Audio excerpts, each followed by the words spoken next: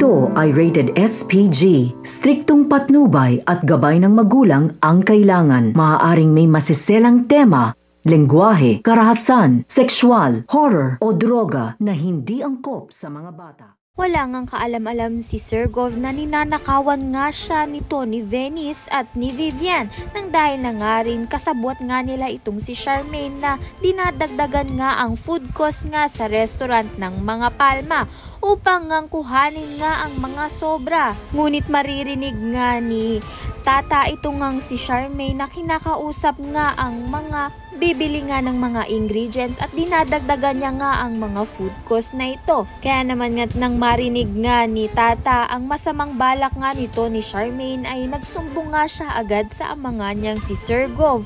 At dito na nga rin pinuntahan nga agad-agad ni Sergov ito nga si Charmaine at ito nga si Venice upang nga kausapin na ninanakawan nga sila nito at may posibilidad na mapatalsik nga itong si Charmaine at damay nga itong si Venice dahil si Venice nga ang nagpirma nga ng ginawa nga nito ni Charmaine. Sa kabilang banda naman nga nang dahil na madalas na nga mag-overtime sa opisina nga itong si Tata ay madalas niya nga ring makita itong si Sergov. Kaya naman nga't madalas nga rin silang nag-uusap.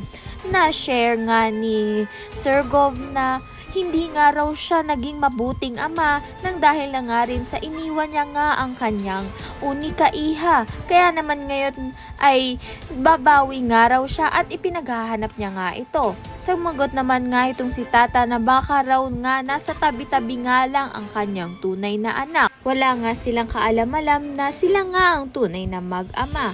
Ayan at iba pa ang dapat nating pakaabangan. Maraming salamat sa iyong panunood.